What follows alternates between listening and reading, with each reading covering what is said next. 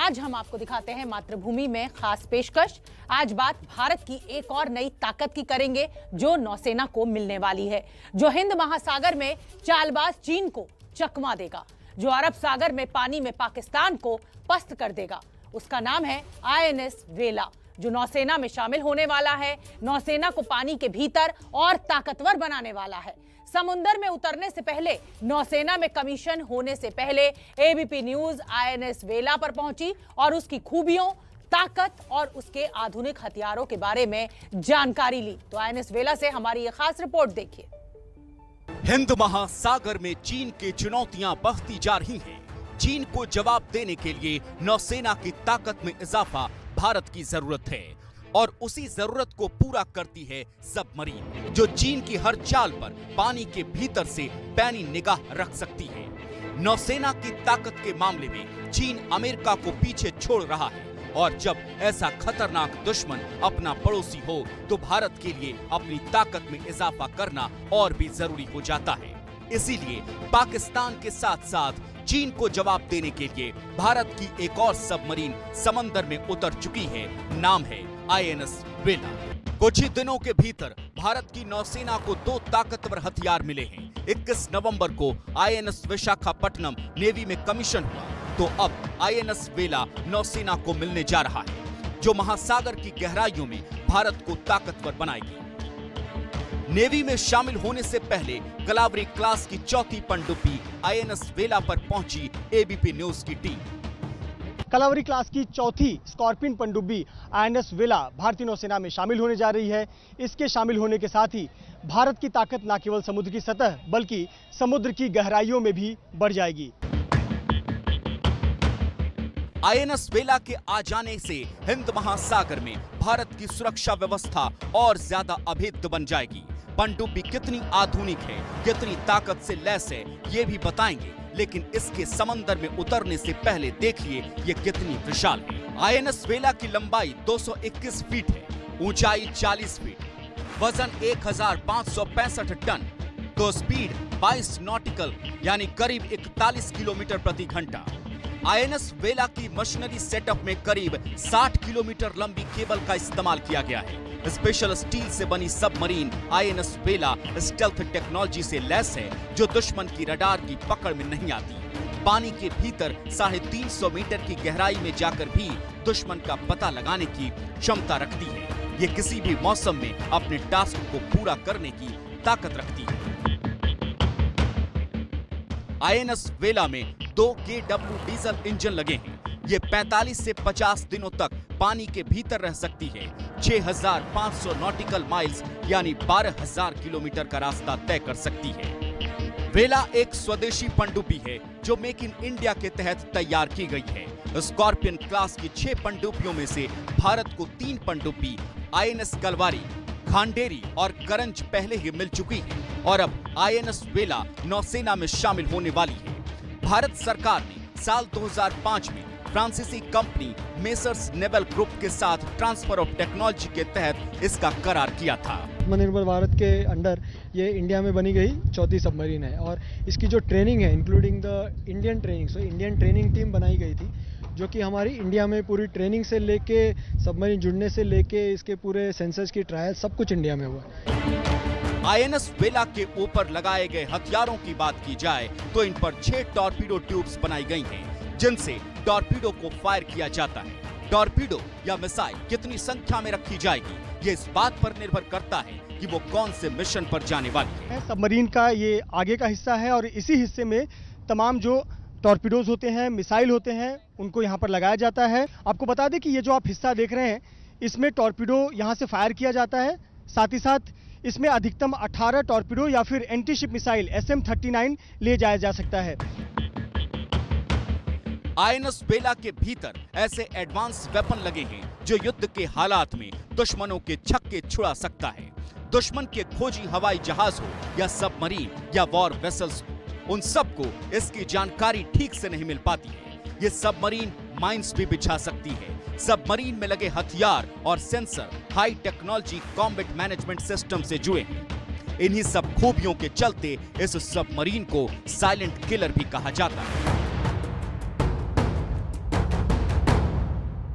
सो ये silent killer इसलिए जाना जाता है क्योंकि एक तो इसके पास बहुत ज़्यादा एडवांस वेपन सिस्टम और सेंसर्स हैं। से इसके जो सिस्टम्स एंड सेंसर्स हैं और मशीनरी है उसको साइलेंट बनाया गया है। इसको शॉक माउंट्स पे वगैरह माउंट करके ताकि दुश्मन इसको डिटेक्ट ना कर सके। एंड जो सेंसर्स इतने एडवांस हैं हमारे रडार्स और सोनार्स और जो अलग अलग एक्टिव सेंसर्स हैं जिससे हमें आसानी होती है दूसरी शिप को और सबमरीन को डिटेक्ट करना। इस हाईटेक सबमरीन में नौसेना के दूसरे युद्धपोत से संचार की सारी सुविधाएं भी मौजूद हैं। ये पनडुब्बी हर तरह के वॉरफेयर, एंटी सबमरीन वॉरफेयर और इंटेलिजेंस को इकट्ठा करने जैसे कामों को बखूबी अंजाम दे सकती है। अब जानिए कि सबमरीन जितनी ताकतवर होती है उनके भीतर जवानों की जिंदगी कितनी मुश्किल होती है। लेकिन देश प्रेम से ओतप्रोत हमारे नौसैनिक 40 से 50 दिनों तक पानी के भीतर इस मुश्किल जिंदगी को खूब एंजॉय करते हैं। सबमरीन पर करीब 40 लोगों का क्रू एक साथ काम कर सकता है, जिनमें से 8 से 10 ऑफिसर होते हैं। सबमरीन में जगह कम होने के चलते कई बातों का ख्याल रखना पड़ता है। जवानों के सोने के लिए अलग अलग कंपार्टमेंट होते हैं। 3-3 घंटे की ड्यूटी के बाद जवान 6 घंटे का ब्रेक लेते हैं। जहां तक हो सके पानी का इस्तेमाल कम करते हैं। हमें पानी का काफ़ी रिलीजियसली यूज करना पड़ता है। पानी हमारे लिए सोने के बराबर है और प्लस हमें ये इंश्योर करना पड़ता है कि हम ज़्यादा आवाज़ ना करें सबमरीन के अंदर और अपने अकॉस्टिक सिग्नेचर को जितना कम रख सके उतना अच्छा है हमारे लिए। यहाँ पे हम हॉट बंकिंग करते हैं। ये कॉन्सेप्ट पुराने सबमरीन पुराने ज़माने से है। एक आदमी वॉच पे रहता है और 2 आदमी सोते हैं। जब दूसरा आदमी उनको रिलीफ जब उनकी ड्यूटी आती है तो वो चले जाते हैं और उनको एक गर्म बिस्तर मिलता है। सबमरीन में किचन को गैली कहा जाता है। यहाँ खाना बनाने में भी काफी सावधानी बरतनी पड़ती है। ज्यादातर उबला हुआ ही खाना बनता है। हम कुछ एक्स्ट्रा जो हाई प्रोटीन डाइट होता है वो हम ले जाते हैं अपने साथ। हम अपना पानी खुद बनाते हैं समुद्र के पानी से और नहाने का है 3-4 दिन में हम नहा लेते हैं। लेकिन इतनी दुश्वारियों के बावजूद जब दुश्मन पर वार करने की नौबत आ जाए तो ये नौसैनिक हर पल तैनात रहते हैं। सबमरीन पर हर डिपार्टमेंट की जिम्मेदारी कुछ खास लोगों पर होती है। जैसे अगर टॉर्पीडो को फायर करना हो तो उसके लिए खास तौर पर एक नौसैनिक तैयार होता है। टॉर्पीडो फायर करने से पहले उसके कम्युनिकेशन के लिए एक खास नौसैनिक तैनात रहता है, तो कॉम्बैट के लिए एक अलग टीम होती है। और अब बात दुनिया के सबसे बड़े एयरपोर्ट में शुमार होने वाले नोएडा एयरपोर्ट की करते हैं, जिसका कल प्रधानमंत्री नरेंद्र मोदी शिलान्यास करने जा रहे हैं। जेवर में नोएडा इंटरनेशनल एयरपोर्ट का होगा भूमि पूजन और इस भूमि पूजन के साथ ही बीजेपी उत्तर प्रदेश की जमीन पर एक बार फिर अपने पैर जमाने की कोशिश करेगी। कैसा है नोएडा का ये एयरपोर्ट, कब बनकर तैयार होगा और जनता को इससे कितना फायदा होगा, हमारी ये खास रिपोर्ट देखिए।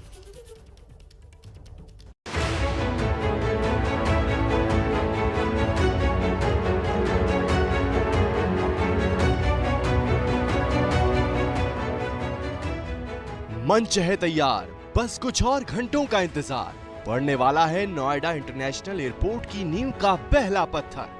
प्रधानमंत्री नरेंद्र मोदी आने वाले हैं जेवर, जहां वो एयरपोर्ट का शिलान्यास करेंगे और इसी के साथ शुरू हो जाएगी पश्चिमी उत्तर प्रदेश की विकास यात्रा। एयरपोर्ट कितना भव्य होगा ये दर्शकों को दिखाएं, उससे पहले देखिए कि प्रधानमंत्री नरेंद्र मोदी के कार्यक्रम के लिए कितनी भव्य तैयारी की गई है। प्रधानमंत्री नरेंद्र मोदी देश के सबसे बड़े और दुनिया के चौथे सबसे बड़े इंटरनेशनल एयरपोर्ट यानी कि नोएडा इंटरनेशनल एयरपोर्ट का शिलान्यास करेंगे, क्योंकि 2024 में इसी एयरपोर्ट से पहली उड़ान भरी जाएगी, जिसका पहला फेज बनकर तैयार होगा। और आज आपको हम इस एयरपोर्ट की एक एक स्थितियों से रूबरू कराएंगे। प्रधानमंत्री नरेंद्र मोदी के आगमन की तैयारियां लगभग पूरी हो चुकी हैं। 25 तारीख को जब सुबह आएंगे तो मेरे ठीक पीछे आप जो देख रहे हैं करीब 100 मीटर बाद हेलीपैड बना, वहां उतरेंगे और वहां से सीधे इस एरिया में आएंगे जहां पे 2 लॉन्ज बने हुए हैं। एक प्राइम मिनिस्टर लॉन्ज है जहां पे पीएम आएंगे, थोड़ी देर रुकेंगे, और दूसरा मेरे जो राइट में है ये प्रदर्शनी हॉल है। प्रधानमंत्री नरेंद्र मोदी इंटरनेशनल एयरपोर्ट का शिलान्यास करेंगे तो उसके बाद यहाँ पे प्रदर्शनी के जरिए उनको बताया जाएगा, उनको दिखाया जाएगा कि नोएडा इंटरनेशनल एयरपोर्ट पे क्या क्या सुविधाएं हैं, क्या क्या व्यवस्थाएं की जा रही हैं। और ये इसके लिए बहुत बड़ी LED की दीवार खड़ी की गई है, जहां पे बाकायदा प्रधानमंत्री नरेंद्र मोदी की फ़ोटो है, योगी आदित्यनाथ जो उत्तर प्रदेश के मुख्यमंत्री उनकी फ़ोटो है, और नोएडा इंटरनेशनल एयरपोर्ट जेवर के शिलान्यास कार्यक्रम को बाकायदा फ़ोटो के जरिए दर्शाया गया है। एयरपोर्ट का पहला चरण साल 2024 में बनकर तैयार हो जाएगा, यानी 3 साल के भीतर यहां से उड़ानें शुरू हो जाएंगी। लेकिन बीजेपी के लिए 3 महीने में होने वाले विधानसभा चुनाव में ये एयरपोर्ट वोटों की उड़ान लेकर आ सकता है और जेवर में इसका असर नजर आने लगा है। हमें तो यूपी से मिलेगा ही मिलेगा, यूपी के ऊपर तो बनता ही है, और क्या होता है। बीजेपी मेरे हिसाब से 100% जीतेगी। यहाँ से तो पलकर यूपी से जीतनी चाहिए, और किसको वोट दें। जेवर में लोग बीजेपी से खुश हैं क्योंकि इस इलाके में एयरपोर्ट के बनने पर मुहर लगी है। तब से यहाँ जमीनों के भाव कई गुना बढ़ चुके हैं। 10 से स्टार्ट ले गए, 25 तक का भी है, 50 तक का भी रेट है। पहले तो वही था 10-15। एयरपोर्ट बनेगा तो पर्यटन को भी बढ़ावा मिलेगा, साथ ही औद्योगिक विकास, कारोबार, व्यापार के काम को भी गति मिलेगी। और जनता जानती है कि एयरपोर्ट आएगा तो साथ में रोजगार के अवसर भी लाएगा। रोजगार मिलेगा। जो गांव उठे हैं उनका दुख तो है, लेकिन उनको जगह भी दे रहे हैं, पैसा भी दिया है। ये एयरपोर्ट बीजेपी के लिए चुनाव में कितना अहम साबित हो सकता है, इस बात का अंदाजा इस बात से भी लगाया जा सकता है। पीएम खुद इसका शिलान्यास करने पहुंच रहे हैं और यूपी के सीएम जेवर पहुंचकर एक-एक तैयारी का जायजा ले रहे हैं। अब ये देखिए कि ये एयरपोर्ट कितना बड़ा होगा, कितनी लागत से बन रहा है और इसके अंदर क्या-क्या सुविधाएं होंगी। 5000 एकड़ से ज्यादा के इलाके में फैला होगा नोएडा इंटरनेशनल एयरपोर्ट और इसे बनाने में करीब 30,000 करोड़ रुपए की लागत आएगी। इस तरह शानदार हाईवे और एक्सप्रेसवे के रास्ते एयरपोर्ट में एंट्री होगी। एंट्री के बाद सबसे आगे पब्लिक ट्रांसपोर्ट सिस्टम को बनाया जाएगा, जहां से पब्लिक ट्रांसपोर्ट का इस्तेमाल कर एयरपोर्ट से बाहर निकलकर आसपास के शहरों में जा सकेंगे। नोएडा इंटरनेशनल एयरपोर्ट में एक वक्त में 186 विमानों को खड़ा करने की सुविधा होगी। इस एयरपोर्ट पर 6 रनवे होंगे, जिन्हें जरूरत पड़ने पर बढ़ाकर 8 किया जा सकता है। एयरपोर्ट को मेट्रो और हाई स्पीड रेल से कनेक्ट किया जाएगा। यमुना एक्सप्रेसवे को भी एयरपोर्ट से जोड़ा जाएगा। एयरपोर्ट की साल भर में 7 करोड़ यात्रियों की क्षमता है। अब ये देखिए कि आसपास के दूसरे शहरों से कैसे नोएडा इंटरनेशनल एयरपोर्ट का कनेक्ट बनेगा। दिल्ली के IGI एयरपोर्ट से 72 किलोमीटर की दूरी है, जबकि नोएडा शहर से 60 किलोमीटर दूर है। गुड़गांव से 80 किलोमीटर की दूरी और गाजियाबाद से 75 किलोमीटर की दूरी है। वहीं आगरा से 130 किलोमीटर की दूरी है। किसान आंदोलन से बीजेपी के खिलाफ नाराजगी को प्रधानमंत्री नरेंद्र मोदी ने कृषि कानून को खत्म करके काफी हद तक दूर कर दिया है। हमने 3 कृषि कानूनों को वापस लेने का, रिपील करने का निर्णय लिया है। और अब इस एयरपोर्ट के जरिए यूपी के सिंहासन तक की दूरी विकास के सहारे पूरी करने की कोशिश है। कृषि कानून वापस हो रहा है, लेकिन राकेश टिकैत और दूसरे किसान कब तक टिके रहेंगे? मैंने और मेरे सहयोगी अंकित गुप्ता ने किसान नेता राकेश टिकैत से आगे के प्लान पर बात की। ट्रैक्टर पर टिकैत का एक्सक्लूसिव इंटरव्यू आप शाम 7:30 बजे जरूर देखें। उसकी एक झलक हम आपको अभी दिखा देते हैं। आपने जब ये आंदोलन शुरू किया था टिकैत साहब, तब MSP का जिक्र आपने नहीं किया था। उस समय जब आप बातचीत की मेज पे बैठे तब आपने MSP की बात की। MSP का जिक्र तो आज से 15 साल पहले से है। ये तो है MSP का जिक्र तो नरेंद्र मोदी ने 2011 में कर लिया था। ये उस कमेटी के MSP की कमेटी के अध्यक्ष थे और हमको था कि ये अध्यक्ष हैं, इन्होंने जो अपनी रिपोर्ट सौंपी उस रिपोर्ट को अब ये लागू कर देंगे। पर गुणवत्ता का सवाल भी खड़ा हो जाएगा ना टिकैत साहब।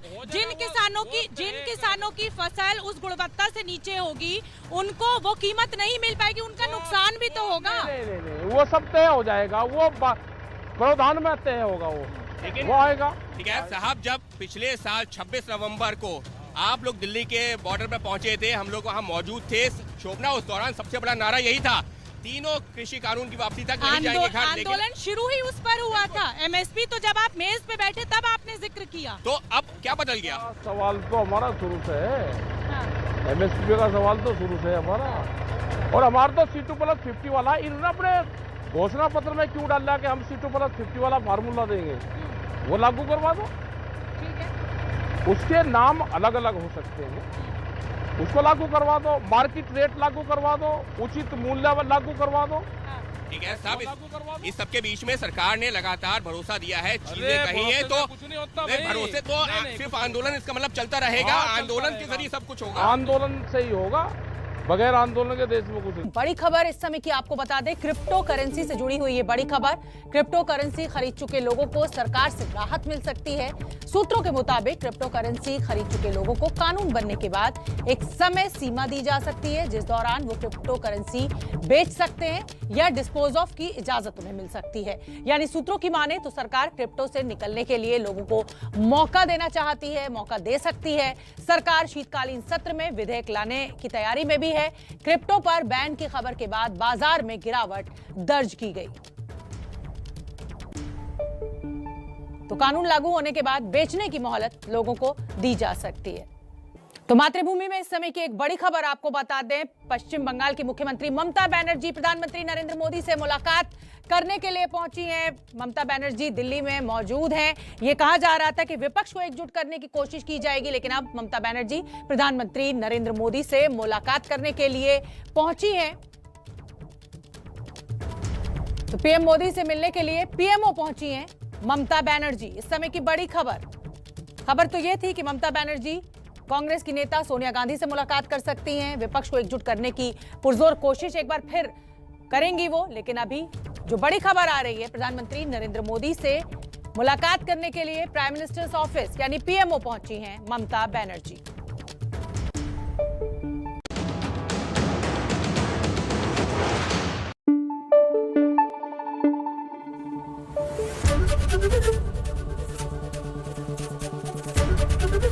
एबीपी न्यूज आपको रखे आगे।